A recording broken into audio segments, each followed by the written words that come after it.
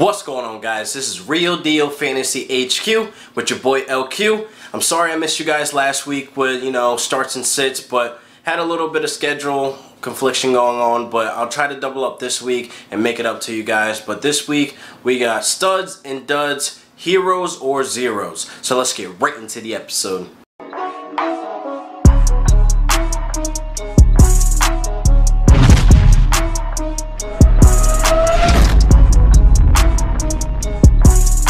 Heroes or zeros, studs and duds. Now, as you can see on this list for the heroes, we got Nyheim Hines, George Kittle, Sterling Shepard, Jared Goff, Calvin Ridley, the Bears defense, and Jared Cook.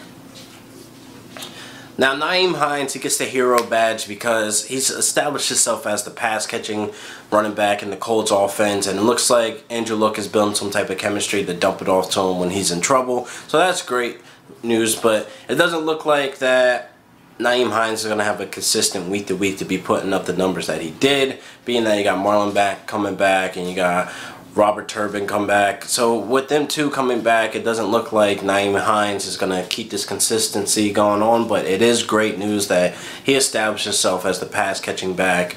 Now, he's kind of like a Chris Thompson, he kind of reminds me of, so who knows.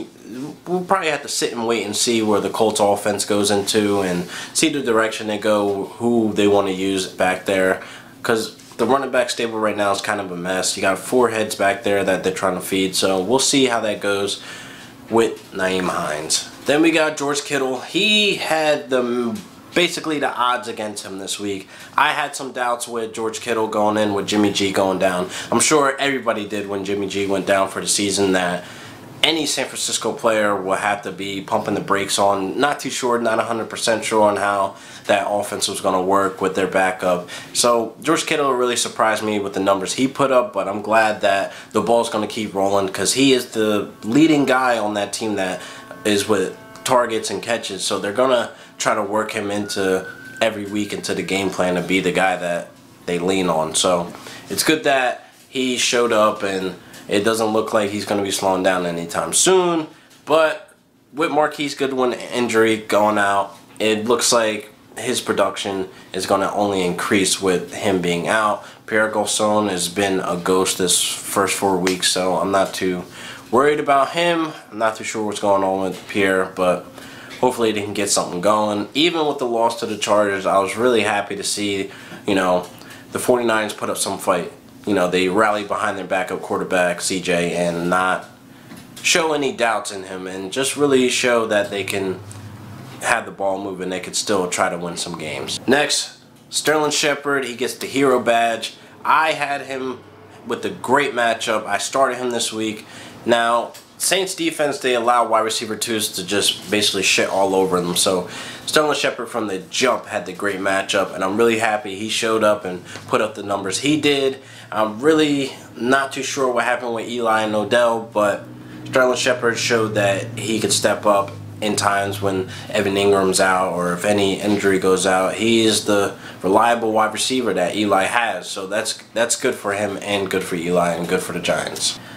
Then there's Jared Goff. This kid is on fire right now in that offense. Sean McVay has something really going. They're 4-0.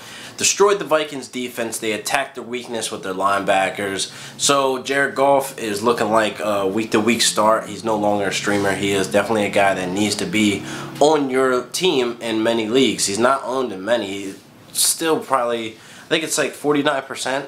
People own him right now, so it's like he's still available in some people's leagues. I don't know how. These first 4 weeks have just been phenomenal for Goff. Now, he has back-to-back games with over 350 yards passing, so Goff is a definite guy that you need to have on your team.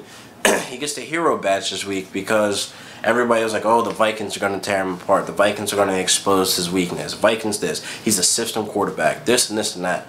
Whatever. This guy is on fire right now. Jared Goff, you are the man right now. I'm really liking this next guy, Calvin Ridley. He had 2 touchdowns. He didn't have that many, targets and catches and yards, etc., but still managed to put in 2 touchdowns. It looks like Matt Ryan is looking to him for the red zone area. That offense is rolling right now. Matt Ryan is showing that he could still be in the MVP race for quarterbacks. I know he had the hard week 1 that he fell down. Everybody's like panicking, like, oh, drop him, trade him, etc. Matt Ryan is a definite start week in and week out. Now, Calvin Ridley, he is more of a wide receiver 2, I would think, on that team. He's out targeting and out snapping Mohamed Sanu right now, but it doesn't look like that Mohamed Sanu is a guy that you drop if you own him. Just keep him stashed, and definitely keep Ridley stashed. It's only week 4. We're only a month into football. You know, injuries happen, so who knows what's going on in that offense. But I like Calvin Ridley. He definitely is showing me that he can stay consistent, and it's very impressive. The Bears defense I'm really impressed with. They ended the Fitzpatrick magic, even though I feel like the Steelers kind of put a damper in and ended it, but it's definitely dead now. Fitzpatrick train, the hype train, is off course now. It looks like that Jameis Winston will be getting the start next game, but the Bears defense has been impressing me week in and week out. Definitely a top 5. Definitely a top 5 defense, man. And it's amazing that it took last week for guys to pick the Bears defense up. They weren't owned in many leagues. So the Bears, they are the heroes this week. Please keep doing your thing, because I got you guys in one of my leagues. Raiders, Jared Cook is probably the most underrated tight end on this list to be a hero, because most guys didn't even draft him. He was on the waiver wire probably into like week 2. Even though he put up big numbers week 1 against the Rams, it didn't make sense. Jared Cook is definitely a guy you own right now. He is the leading target on that Raiders team. Now, Derek Carr looks like he's going to dump it off to Jared Cook in the end zone, red zone, wherever it is on the field. He is his security blanket. So Jared Cook, week in and week out, is going to be putting up high numbers. He's going to be seeing a lot of high volume targets. So Jared Cook is definitely a guy that you need to have on the stable, on the stash. Definitely a hero this week. Now let's get to the zeros. Leonard Fournette, Lamar Miller, Dalvin Cook, Ryan Fitzpatrick, Jordan Howard, Derrick Henry, and the Vikings. Shit. Now you got to start off with Leonard Fournette. He re-injured that hamstring in the first half. And it's like, oh my God. Do we panic now, people? Do we panic? The people who own Fournette, do you panic now? Let me answer that question. You do not panic. The only reason why is that he needs time to heal. It's really aggravating that he wasn't 100% and they still played him, and they knew he wasn't 100%, and then he re-injured it, and now I'm pretty sure the TJ Yeldon guys who own him just sat him on the bench, and now they played Fournette, and Fournette burned him. So it's kind of like, you are 0. You are a loser. Why are you playing and you are hurt? Like, I know people say, oh, guys play hurt all the time, but dude, you only had like 2 weeks out, and you even said that you weren't 100% yet. So it's just like, Fournette, man, get yourself together, man. He needs time to heal. I'm sure he's going to show up with you guys if you own him and you own TJ Yeldon. You guys will probably make it to the playoffs, and if you guys do make it to the playoffs and he ends up being healthy, I'm sure he'll be a valuable player to the team, and he's gonna, the talent's there. It's just that he's not healthy right now, and I'm sure, you know, the Fournette owners are regretting picking him in the first round where they did that, but it's just, it's frustrating. He's a frustrating person. That's basically where we're at with it. It's just frustrating. So fucking 0. And Lamar Miller, man, what happened? It looks like you just weren't in the game plan. That's basically what it was. You know, I seen Alfred Blue on the field a lot of times in the red zone, which I was confused of why. But it was like, Lamar Miller, you just shit the bed. You burned a lot of people this week. And then there's Dalvin Cook. He was on a pitch count, but he put up 2 solid points. But it didn't look like when he was in the game that he was even really like showing any type of like production. Like it didn't look like he was doing good at all against that Rams defense. And he even admitted that he wasn't 100%, which I think he should have just sat out. He should have just been inactive and just took another week off to heal up and, you know, go full hard workload in practice and then see you Sunday. But he burned a couple guys, I heard, being that they had Latavius Murray on the bench. Same situation with Fournette, but the pitch count, I don't like. I wouldn't start him regardless anyway with the pitch count, you know, floating around. So once I hear that, or anybody hears that, you got to think like, nah, this guy's probably going to get like 7 carries and probably 4 yards. Nah, don't do it. But unfortunately, he gets a 0 stamp this week. And then there's the end of the Fitzpatrick era. I know I touched on this already, but Jameis Winston will be getting the start. Fitz is on the bench. And basically, him getting hot and cold. Winter is coming, basically, for the Fitzpatrick owners. I've said that before. And it's kind of like the hype train is done. It's over. I mean, Jameis Winston, you know, he's still available in some leagues. Pick him up. I'm sure he'll be mediocre the first couple of weeks, but he's definitely a stash. Like, if you got an elite quarterback that's going on bye soon, because the bye weeks are killing a lot of people this week, Jameis Winston's a good start. They're going to be playing from behind a lot. That defense is giving up hundreds of points. So they're going to be playing from behind a lot. So Jameis Winston will be throwing the ball a lot. Mike Evans, Deshaun Jackson. There's points available there. The ceiling is high on that offense. So I like Cameron Brate with O.J. Howard getting hurt now. So Cameron Brate's also a guy that's going to be helping that offense out. And Jameis Winston loves Cameron Brate. So it just looks like there's opportunity there for Jameis Winston with Fitz on the bench. So Fitz, 0. And this next guy, Jordan Howard, I don't like putting him on this list, but he just shit the bed. I mean, I think it was more of a game plan going into this week for, you know, Tariq Cohen to get majority of the touches. I mean, Tariq Cohen was seeing barely 40% of the snaps, and this week he saw a little bit over 47%. So I think it's more of a game plan. It might be, you know, week to week. We've seen this last year with Tariq Cohen and Jordan Howard bouncing around in the touches, but it just sucked because I'm one of the people he burned this week. He didn't put up any points, really. Tariq Cohen was just taking over. It was the Cohen show. But he gets to 0 this week also, but I expect him next week, you know, to be back on track. And this guy has been a 0 for the last 4 weeks. Derrick Henry is not living up to the preseason hype that everybody had about this guy. It's like, what is going on? Dion Lewis is out-snapping him before this week, 112 to 78 snaps. And it's like, who's the starter? I hate Dion Lewis there. I really do. I really do. But it's not like Derrick Henry's not getting the opportunity. He had 18 attempts on the last 3 weeks of these games, and he hasn't made over 56 yards. So it's like, what the hell is going on, Derrick Henry? You're supposed to be bulldozing guys over. I'm just the most frustrated with Derrick Henry because I had high hopes for him, and the preseason hype was just crazy about this guy. I mean, he went kind of high on some of the draft boards, but Dion Lewis being there, I just hate it. It's not working right now for Henry. He's getting the opportunity and he's not producing basically what it is. So you get the 0 this week also, you bum. Studs and duds list now. You got the studs, you got the duds, you got guys that are showing up week in and week out, being the guy. You got some duds that are just staying here, and it's like, come on. Now, Odell Beckham and Julio Jones. I don't think they're completely bums, but they are duds this week. Now, 0 touchdowns. 0 for those two. Have yet to score this season. What is going on, Odell and Julio? It's not looking good. Maybe it's the quarterback situation. Maybe Matt Ryan is seeking elsewhere in the end zone. Calvin Ridley, Mohamed Sanu.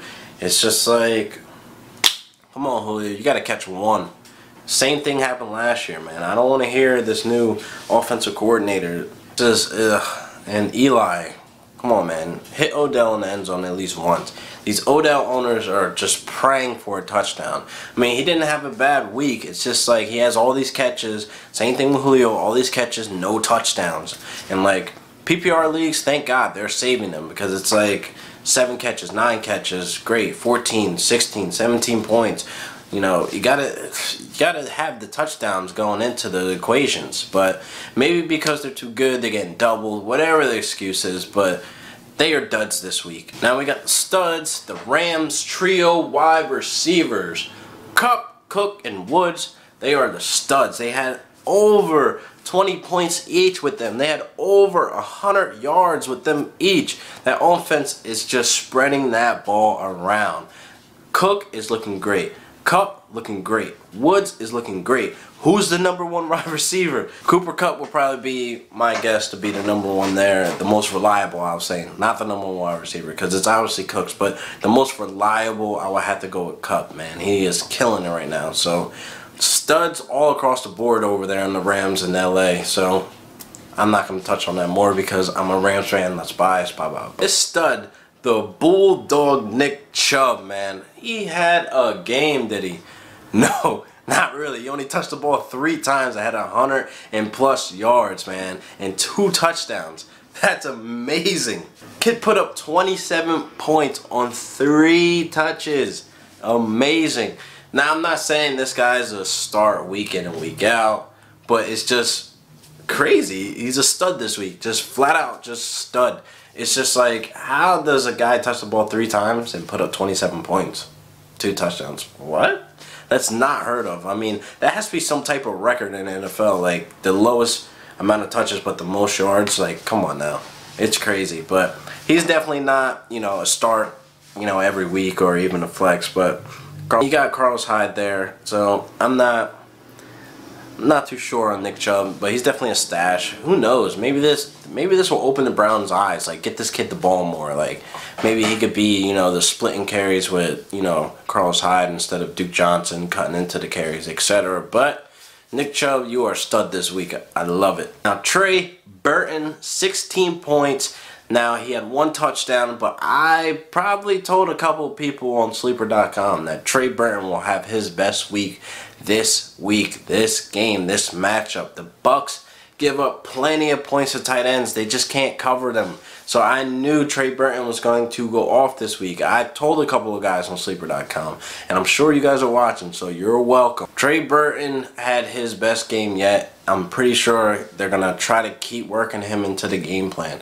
Trey Burton's very reliable. I mean, he doesn't have many drop passes. The Bears need to keep this ball rolling on that offense. I love the Bears offense right now. They're probably my second favorite after the Rams offense, obviously. But I like what the Bears are doing over there. Trey Burton, you are a stud this week. Corey Davis gets the stud badge this week for the game winner, defeating the Philadelphia Eagles. 1 touchdown, 9 catches for 161 yards. Pretty impressive with a healthy Mariota, so I expect them to keep that chemistry rolling. Him being the #1 target receiver on that team. Corey Davis, you are a fucking stud, man. Next couple of guys I want to touch on real quick. Michael Thomas.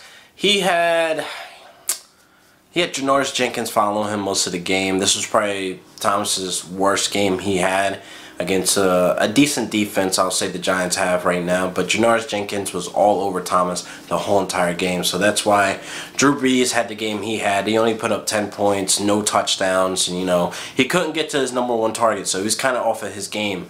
Now, Keelan Cole, he was against Trumaine Johnson most of the game following him. So he put up 3 points, so that was shit in the bed completely there. But it looks like D.D. Westbrook came through, you know, being the wide receiver 2 on that team, coming through with a touchdown, and he burned Trumaine Johnson actually. So that was a better matchup over there on that side of the ball. But Keelan Cole, I mean, he gets the dud this week only because he didn't produce anything. Same thing with Michael Thomas, and the same thing with Drew Brees, no touchdowns. Eli Manning gets the dud this week also because he only had 1 touchdown. He did put up 20 points, but his matchup against the Saints defense, they give points away. Like, the defense is just like, here, take this, but he didn't.